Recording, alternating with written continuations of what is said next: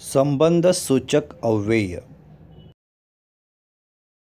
जो अव्यय संज्ञा या सर्वनाम के बाद आकर उस संज्ञा या सर्वनाम का संबंध वाक्य के किसी दूसरे शब्द के साथ जोड़ता है उसे संबंध सूचक अव्यय कहते हैं।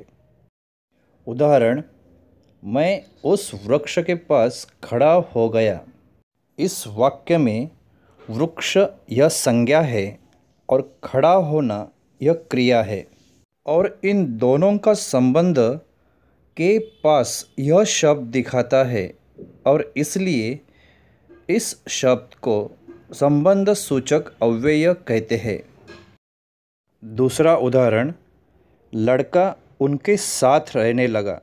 इस वाक्य में साथ यह शब्द उन यह सर्वनाम और रहने लगा इस क्रिया के संबंध को दर्शाने का काम करता है और इसलिए साथ इस शब्द को संबंध सूचक अव्यय कहते हैं।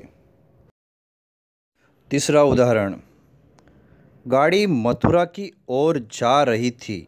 इस वाक्य में और यह शब्द मथुरा इस संज्ञा का और जा रही थी इस क्रिया का संबंध दिखाने का काम कर रहा है और इसलिए इसे संबंध सूचक अव्यय कहा जाता है।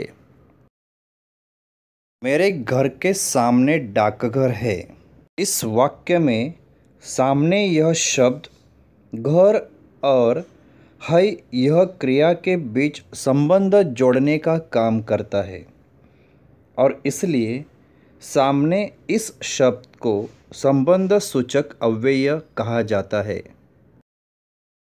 इस प्रकार हमने देखा कि संबंध सूचक अव्यय हमेशा संज्ञा या सर्वनाम के बाद आता है और उस संज्ञा या सर्वनाम का संबंध वाक्य में आए दूसरे शब्द से जोड़ता है।